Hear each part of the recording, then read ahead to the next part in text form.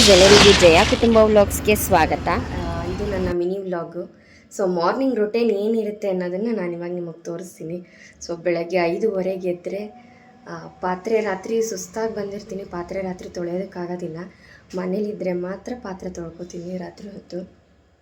So ಬೆಳಗ್ಗೆ 5:30 ಎದ್ದಿದ್ದು ಪಾತ್ರೆ ಎಲ್ಲ ತೊಳೆದಾಯಿತು, ಟಿಫನ್ ಎಲ್ಲ ರೆಡಿ ಮಾಡಿದ್ದೀನಿ. ಬನ್ನಿ ಏನು ಟಿಫನ್ ರೆಡಿ ಮಾಡಿ. ಸೊ ನಾನಿವತ್ತು ಟಿಫನಿಗೆ ಬಂದು ಚಪಾತಿ ಹಿಟ್ಟು ಕಲಸಿಟ್ಕೊಂಡಿದ್ದೀನಿ ಚಪಾತಿ ಮಾಡೋದಕ್ಕೆ ಅಂತ. ಸೊ ನೋಡಿ, ಚಪಾತಿ ಹಿಟ್ಟು ಕಲಸಿಟ್ಟಿದ್ದೀನಿ, ಅದು ಸ್ವಲ್ಪ ಸಾಫ್ಟ್ ಆಗಲಿ ಅಂತ. ಮತ್ತು ಸಲಾಡ್ ರೆಡಿ ಮಾಡ್ಕೊಂಡಿದ್ದೀನಿ. ಮತ್ತು ಇಲ್ಲಿ ಸೀಕರಣೆ ಮಾಡ್ಕೊಂಡಿದ್ದೀನಿ. ಫನ್ ವರ್ಡ್ಗೆ ಹೋಗಿದ್ವಿ ಮೊನ್ನೆ. ಸೊ ಬರಬೇಕಾದ್ರೆ ಉದ್ದಕ್ಕೂ ಬರೀ ಮಾವಿನ ಹಣ್ಣಿಂದೇ ಸ್ಟಾಲ್ಗಳಿದ್ದು.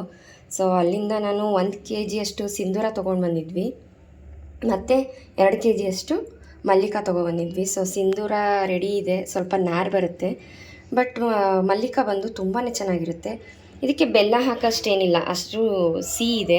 ಸೊ ಸ್ವಲ್ಪ ಇದು ಹೀಟ್ ಜಾಸ್ತಿ ಅಲ್ವಾ, ಹೀಟನ್ನ ಕಡಿಮೆ ಮಾಡೋದಕ್ಕೋಸ್ಕರ ಹಾಲು ಹಾಕ್ಕೊಳ್ತೀನಿ.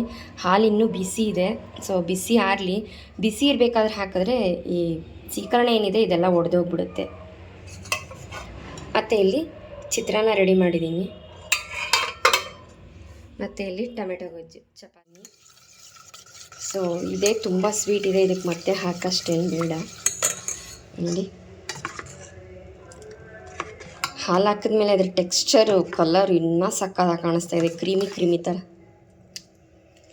ಸೊ ಇವಾಗ ಯಜಮಾನ್ರಿಗೆ ಚಪಾತಿ ಮಾಡ್ಕೊಂಡು ರೆಡಿ ಆಯಿತು, ಎಲ್ರಿಗೂ ಟಿಫನ್ ಕೊಟ್ಟು ಇನ್ನೂ ಹೊರಡ್ತಾ ಇರೋದೆ.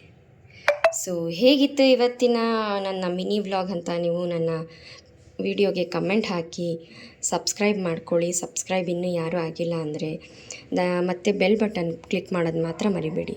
ಸೊ ಮತ್ತೆ ನಾನು ನಿಮಗೆ ಮತ್ತೆ ಇನ್ನೊಂದು ಬ್ಲಾಗಲ್ಲಿ ಮೀಟ್ ಮಾಡೋಣ. ಅಲ್ಲಿವರೆಗೂ ಟೇಕ್ ಕೇರ್, ಬಾಯ್ ಬಾಯ್ ಎಲ್ಲರಿಗೂ.